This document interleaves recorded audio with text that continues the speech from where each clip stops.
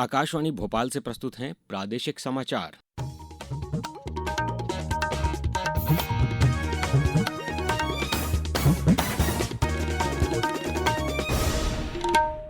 नमस्कार, समाचारों के साथ मैं अभिषेक कटियार। सबसे पहले इस बुलेटिन के मुख्य समाचार।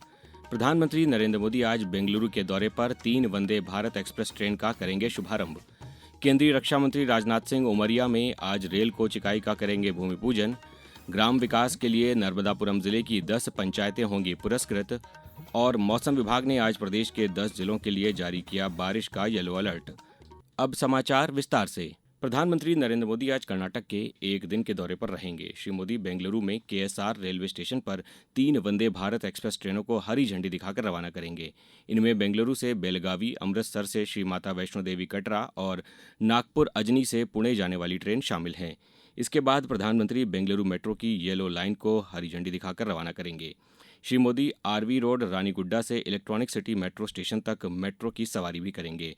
उनका बेंगलुरु में शहरी संपर्क परियोजनाओं का उद्घाटन और शिलान्यास करने के बाद एक जनसभा को संबोधित करने का भी कार्यक्रम है। इस दौरान श्री मोदी 15,610 करोड़ रुपए से अधिक की लागत वाली बेंगलुरु मेट्रो के तीसरे चरण की परियोजना की आधारशिला रखेंगे। इस परियोजना की कुल लंबाई 44 किलोमीटर से अधिक होगी और इसमें 31 एलिवेटेड स्टेशन होंगे। रेलवे के मुख्य महाप्रबंधक मुकुल चंद ने बताया कि वंदे भारत ट्रेन अंतर्राज्यीय यात्रा के लिए एक बहुत बड़ी उपलब्धि है। 2030 तक वंदे भारत ट्रेनों की संख्या और बढ़ाई जाएगी। वंदे भारत है, ये हमारा फ्यूचर एक बहुत बड़ा प्रोडक्ट रहेगा इंटरसिटी ट्रैवल के लिए। जो आम आदमी को दृष्टि में रखते हुए अमृत भारत ट्रेन है उसकी भी लॉन्च हो रही है। हम लोग वंदे भारत स्लीपर भी लॉन्च करने जा रहे हैं। धीमे धीमे एक बहुत इंपॉर्टेंट फ्यूचर के प्रोडक्ट हो जाएंगे और 2030 तक लगभग जो वंदे भारत के प्रोडक्शन है उसमें काफी इजाफा होगा। प्रधानमंत्री नरेंद्र मोदी ने इस बात पर प्रसन्नता व्यक्त की है कि हर घर तिरंगा को पूरे भारत में अभूतपूर्व लोकप्रियता मिल रही है। एक सोशल मीडिया पोस्ट में प्रधानमंत्री ने कहा कि ये भारत के लोगों को एकजुट करने वाली गहरी देशभक्ति की भावना और तिरंगे पर उनके अटूट गर्व को दर्शाता है। उन्होंने लोगों से हरघरतिरंगा.com पोर्टल पर तस्वीरें और सेल्फी साझा करते रहने का आग्रह किया है। भारत ने अमेरिका और रूस के बीच 15 अगस्त को अलास्का में होने वाली बैठक का स्वागत किया है। विदेश मंत्रालय ने एक बयान में कहा कि ये बैठक रूस और यूक्रेन के बीच जारी संघर्ष को समाप्त करने और शांति स्थापित करने की दिशा में महत्वपूर्ण कदम है। बयान में कहा गया है कि प्रधानमंत्री नरेंद्र मोदी ने कई बार कहा है कि ये युद्ध का युग नहीं है, इसलिए भारत दोनों देशों के बीच होने वाली बैठक और शांति प्रयासों का समर्थन करता है। केंद्रीय रक्षा मंत्री राजनाथ सिंह आज रायसेन जिले के उमरिया ग्राम में रेल कोच इकाई का भूमि पूजन करेंगे। उमरिया में 60 हेक्टेयर से अधिक भूमि पर 1800 करोड़ रुपए की लागत से बनने वाली ब्रह्मा परियोजना यानी BEML rail hub for manufacturing से राजधानी भोपाल सहित रायसेन, सीहोर और विदिशा आदि जिलों को लाभ होगा और करीब 5000 लोगों को रोजगार के अवसर मिलेंगे। इस इकाई के शुरू होने पर यहां वंदे भारत, अमृत भारत और मेट्रो ट्रेनों के कोच का निर्माण होगा। मुख्यमंत्री डॉक्टर मोहन यादव ने कहा कि न सिर्फ राजधानी बल्कि प्रदेश के विकास को गति देने और रोजगार के नए अवसर सृजित करने वाली इस महत्वाकांक्षी परियोजना से निकट स्थित औद्योगिक क्षेत्र मंडीदीप भी लाभान्वित होगा। माननीय मोदी जी ने राजनाथ सिंह जी के माध्यम से मेट्रो ट्रेन पूरी की पूरी बनाने के डब्बों का कारखाना प्रारंभ हो रहा। जोरदार अभिनंदन करो। देश भविष्य में नंबर 1 पे आए, इस संकल्प के साथ चलने की आवश्यकता है। भूमि पूजन कार्यक्रम में केंद्रीय कृषि एवं किसान कल्याण तथा ग्रामीण विकास मंत्री शिवराज सिंह चौहान, रक्षा उत्पाद सचिव संजीव कुमार, रेलवे बोर्ड के अध्यक्ष सतीश कुमार और भारत अर्थ मूवर्स परियोजना के अध्यक्ष शांतनु राय मौजूद रहेंगे। अब समाचारों में वक्त है एक ब्रेक का। ये समाचार आप आकाशवाणी मध्य प्रदेश से सुन रहे हैं। ये समाचार बुलेटिन YouTube पर Madhya Pradesh news all India radio channel पर और फेसबुक के साथ ही X प्लेटफॉर्म पर AIR न्यूज भोपाल पेज पर सुने जा सकते हैं। इसके अलावा आप हमारी वेबसाइट newsonair.gov.in पर या न्यूज ऑन AIR ऐप पर भी समाचार सुन सकते हैं। समाचारों में पुनः आपका स्वागत है। नई दिल्ली स्थित भारत मंडपम में चल रहे दिल्ली पुस्तक मेले का आज अंतिम दिन है। मेले में विविध विषयों पर भारतीय पुस्तकों का एक विशाल संग्रह प्रस्तुत किया गया है। यह मेला व्यावसायिक लेन देन, नए संपर्क स्थापित करने, सह प्रकाशन व्यवस्था, अनुवाद तथा कॉपीराइट व्यवस्था और पुरानी दुर्लभ पुस्तकों के पुनर्मुद्रण के लिए एक अनूठा मंच प्रदान करता है। इस दौरान कई सम्मेलन, पुस्तक विमोचन और लेखकों से भेंट करने के कार्यक्रम भी आयोजित हो रहे हैं। आकाशवाणी समाचार से बातचीत में विक्रेता और ब्रह्म कुमारी ईश्वरी विश्वविद्यालय की सदस्य मोनिका शर्मा ने बताया कि मेले ने उनके संस्थान को लोगों के बीच अध्यात्म और योग का संदेश देने का अवसर प्रदान किया है। जो उद्देश्य लेके आए थे, उद्देश्य था कि लोगों को इस संस्था का जो भी अब तक अपरिचित रहे उनको मिले एक परिचय और राजयोगा के बारे में वो सीखें आके। तो हम लोगों ने बुक्स के साथ साथ यहाँ पे एक 3 मिनट्स मेडिटेशन का एक छोटा सा वीडियो भी उनको एक्सपीरियंस कराने के लिए जो लैपटॉप हमने रखा, तो वो उद्देश्य हमारा काफी हद तक यहाँ पे पूरा होता हमें दिखा, क्योंकि लोग आए, वो बैठे, एक्सपीरियंस करके गए एंड उन्होंने बहुत पॉजिटिव फीडबैक शेयर किए हमसे।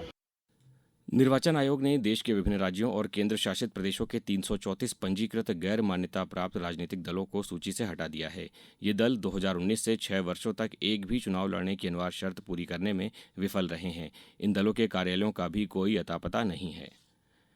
ग्राम पंचायत में विकास को लेकर बेहतर प्रदर्शन करने वाली नर्मदापुरम जिले की 10 पंचायतें पुरस्कृत की जाएंगी। जिले में प्रशासन द्वारा जमीनी स्तर पर योजनाओं से संबंधित कार्यों की प्रगति पर सतत निगरानी की जा रही है। इसी कड़ी में प्रशासन के मार्गदर्शन में पंचायत उन्नति सूचकांक 1.0 के 9 विषयों में जिले की अलग अलग 10 ग्राम पंचायतों का चयन किया गया है, जिन्हें 13 अगस्त को पुरस्कृत किया जाएगा।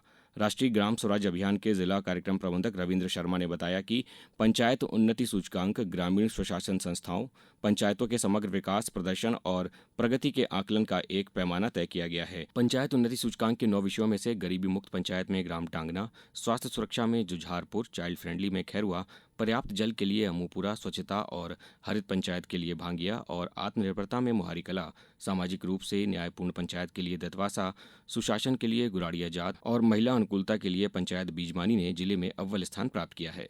दुनिया के 5वें नंबर के शतरंज खिलाड़ी भारतीय ग्रैंडमास्टर अर्जुन एरिगेसी कल quant box Chennai grandmaster tournament के तीसरे दौर में अमरीकी ग्रैंडमास्टर रे रॉबसन को हराकर दूसरे स्थान पर बने हुए हैं। जर्मनी के विंसेंट कीमर टूर्नामेंट में पहले स्थान पर बने हुए हैं। मास्टर्स श्रेणी में राउंड रॉबिन प्रतियोगिता में अभी 6 राउंड बचे हैं।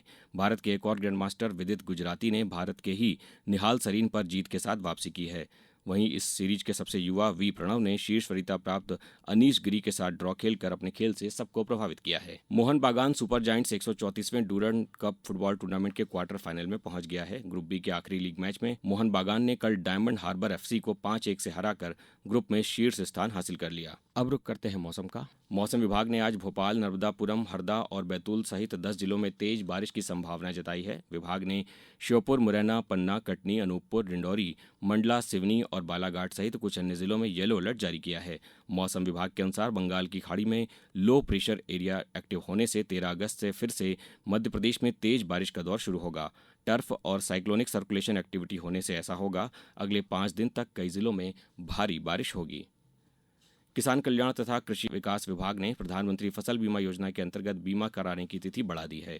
अऋणी किसानों के लिए खरीफ फसलों का बीमा कराने की अंतिम तिथि 14 अगस्त कर दी गई है तथा ऋणी किसानों के लिए अंतिम तिथि बढ़ाकर 30 अगस्त कर दी गई है। अब कुछ समाचार संक्षेप में। लोक निर्माण विभाग द्वारा पर्यावरण को बेहतर बनाने संबंधी संगोष्ठी एवं प्रशिक्षण कार्यक्रम 11 अगस्त को रविंद्र भवन भोपाल में आयोजित किया जाएगा। इसमें विभाग के इंजीनियर विषय विशेषज्ञों से मार्गदर्शन प्राप्त करेंगे। राज्य शिक्षा केंद्र द्वारा डीएलएड प्रथम वर्ष प्रवेश की सूची जारी कर दी गई है। इसमें प्रवेश के लिए समस्त पात्र विद्यार्थी अपने मूल अभिलेखों के साथ 11 और 12 अगस्त को डाइट उमरिया में उपस्थित हो सकते हैं। और खरगोन जिले के बलवाड़ा थाना क्षेत्र के अंतर्गत पिकनिक स्पॉट चिड़िया भड़क स्थित चोरल नदी में डूबने से कल इंदौर निवासी एक युवक की मौत हो गई। इस बुलेटिन में बस इतना ही। अगला बुलेटिन दोपहर 2:10 पर। नमस्कार।